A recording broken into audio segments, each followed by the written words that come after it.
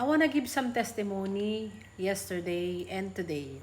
So, yesterday, si Michelle naghahanap talaga siya ng driver kasi luluwas sila ni Mother.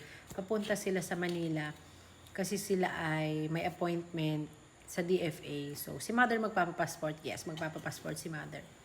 So, hanap kami ng hanap ng driver to the point na inisa-isa na namin yung driver na kakilala namin para lang makahanap kami ng driver.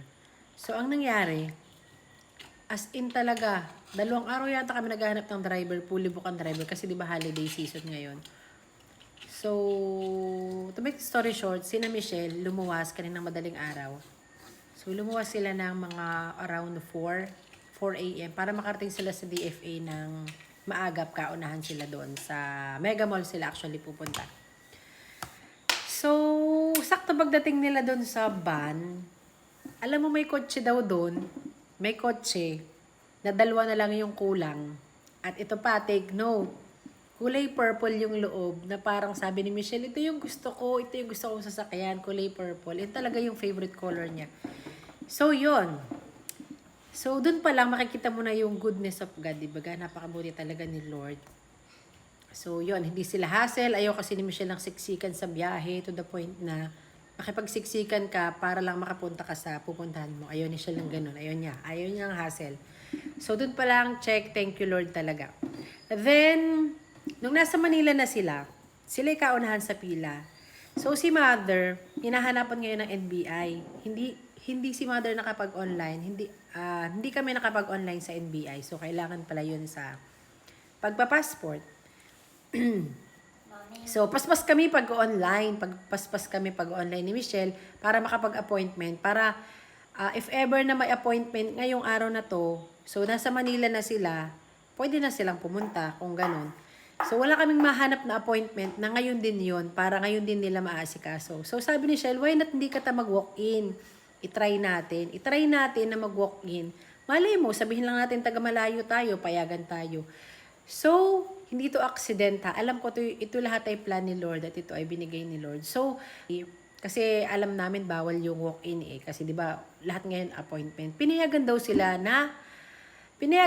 na mag-walk-in. Ibig sabihin, narilisan sila ng NVI. So, yun, bumalik sila sa DFA, ipinasa nila yun. So, all in all, natapos yung pagpapassport ni na Mother.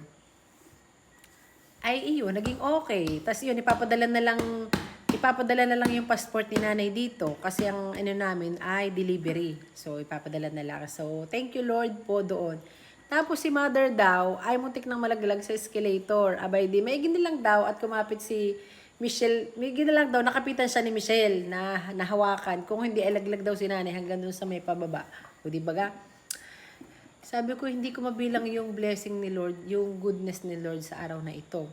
Then, nung pauwi na si Michelle, problemado na naman sila. Kasi, siyempre, sa commuters, ang hirap kaya ng mga commute.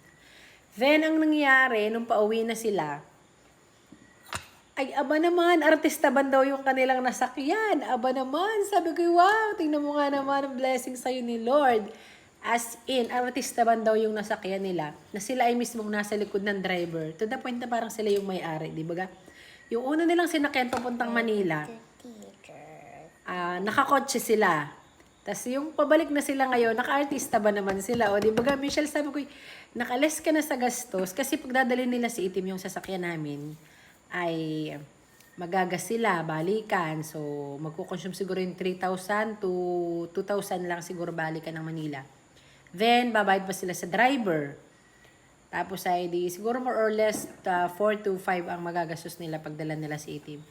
So, sabi nga, I count your blessings, name them one by one. At yung blessings na matatanggap mo ay hindi mo na kayang bilangan sa sobrang dami. Ngayon pa lang ay ang dami ng blessings na natanggap. Hindi lang yung blessing na nangyari ngayon, kundi yung simpleng paghinga natin, simpleng pagising natin, yun yung blessing natin kay Lord. And wala lang, gusto ko lang i-share sa inyo yon. In all these things, to God be the glory. To God be the glory. Ingat po kayo sa biyahe, sister and mother. Thank you Lord for this all goodness na nanggaling po sa iyo. Thank you, babushki. Thank you. Shinare ko lang sa inyo.